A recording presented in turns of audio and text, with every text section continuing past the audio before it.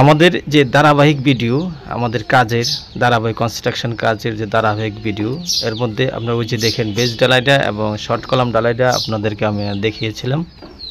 আপনারা যারা কমেন্ট করেছিলেন আপনাদেরকে অনেক অনেক ধন্যবাদ। এখন এই যে আপনার এই যে গর্তটা দেখেন, এটার মধ্যে আমরা প্রথমে পানি দিলাম, তারপরে পর্যায়ক্রমে মাটি ভরাটের কাজ চলতেছে।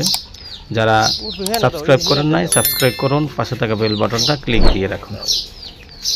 এখন আমরা বালু দিতেছি, একদম ভিটে বালু, এখানে অন্য কোনো মাটি আমরা ব্যবহার করি নাই।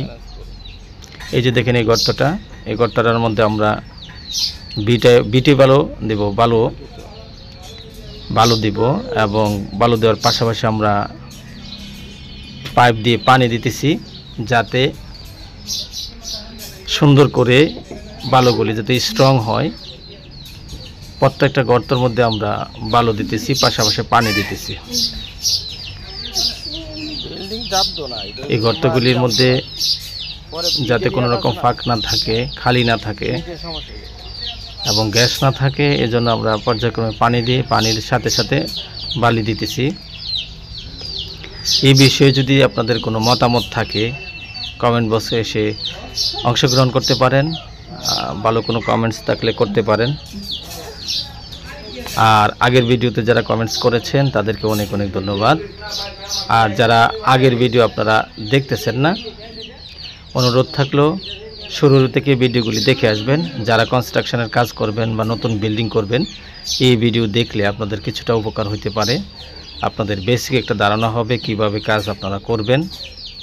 আমরা আপনাদের জন্য কাজের শুরু থেকে স্টার্ট করেছি, পর্যায়ক্রমে আমরা শেষ পর্যন্ত আপনাদেরকে নিয়ে যাব, যতক্ষণ পর্যন্ত এই যে আমাদের কন্ট্রাক্টর সাহেব উনি দাঁড়িয়ে পর্যালোচনা করছেন কিভাবে কি করা যাইতে পারে, কীরকমভাবে ভরাট করা যাইতে পারে মাটিটা, এই নিয়ে চিন্তা ভাবনা চলতেছে। আমরা গবেষণা করতেছি কিভাবে আরও স্ট্রং করা যাইতে পারে, কিভাবে বালিগুলি বিটে বালুগুলি দিলে আরও বেশি স্ট্রং হবে, মজবুত হবে, এই নিয়ে আমরা চিন্তা ভাবনা করতেছি। আপনাদেরও মতামত আশা করছি আপনারা ভিডিওটা দেখে ভালো করে দেখবেন এবং গঠনমূলক কিছু কমেন্টস করবেন, কিভাবে বালি ভরাট করলে আমাদের বিল্ডিংটা মজবুত হবে, শক্ত হবে।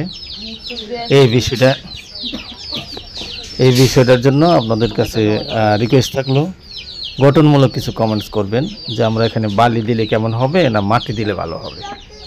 আমরা কিন্তু কন্টিনিউ পানিও দিতেছি, এই যে দেখেন এটার মধ্যে পানি দিয়ে ভরাট করলাম।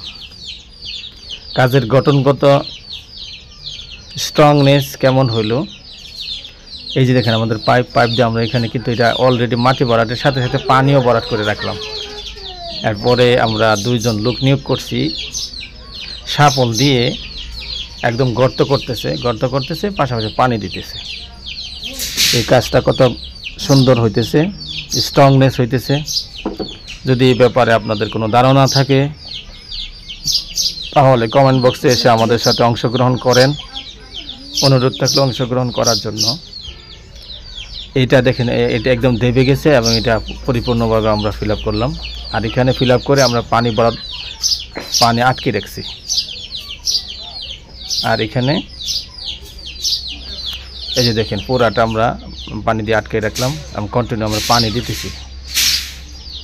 তারপরে আমরা একজন লোক রাখলাম এখানে করার জন্য, যাতে ভালো করে গর্ত করতে পারে। এই যে দেখেন আগে নিচে আমরা পানি দিছি, এই যে সাইডটার মধ্যে পানি রয়েছে, এখানেও আমরা পানি দিয়ে রাখলাম। এখানে আমরা যে বালু দিব এই জন্য আগে পানি দিয়ে রাখলাম। এই যে আমাদের লোক, ওনাকে আমরা নিয়োগ দিছি যে এখানে শাপল দিয়ে পানির মধ্যে দেখেন কতটুকু ডাবতেছে। হ্যাঁ, এই যে দেখেন আবার ডাবতেছে, তারপরে আবার পাড়া দিতেছে, আমরা পাড়া দিতেছি, ডাবাইতেছি, আবার পানি দিতেছি। এইভাবে আমাদের কাজটা একদম স্ট্রং করতেছি যাতে না হয়। এই যে আমাদের একজন নায়ক, উনি হচ্ছে আমাদের ইউটিউবের একজন প্রধান নায়ক। আমরা এই যে দেখেন কিভাবে সে কথা বলতেছে, আসলে ভালোই লাগলো তার কথাগুলি। যারা ভিডিওগুলি পিছনে দেখছেন না তাদের কাছে অনুরোধ থাকলো আমাদের ভিডিওগুলি সবগুলি দেখবেন এবং এই কাজ কেমন হলো শুরু থেকে দেখে কমেন্টস করবেন, আমাদের সাথে অংশগ্রহণ করবেন আর যারা সাবস্ক্রাইব করছেন তাদেরকে অনেক অনেক ধন্যবাদ। যারা সাবস্ক্রাইব করেন নাই তাদের কাছে অনুরোধ থাকলো সাবস্ক্রাইব করবেন, লাইক দিবেন এবং ভিডিওটা আপনাদের শেয়ার করে আপনাদের এখানে রেখে দিবেন, যাতে পরবর্তীতে আপনারা ঘর বানানোর জন্য বিল্ডিংয়ের কাজ যখন করবেন তখন যাতে দেখতে পারেন আমাদের বিল্ডিংটা 3 তলা ফাউন্ডেশন কতটুকু মজবুত করল।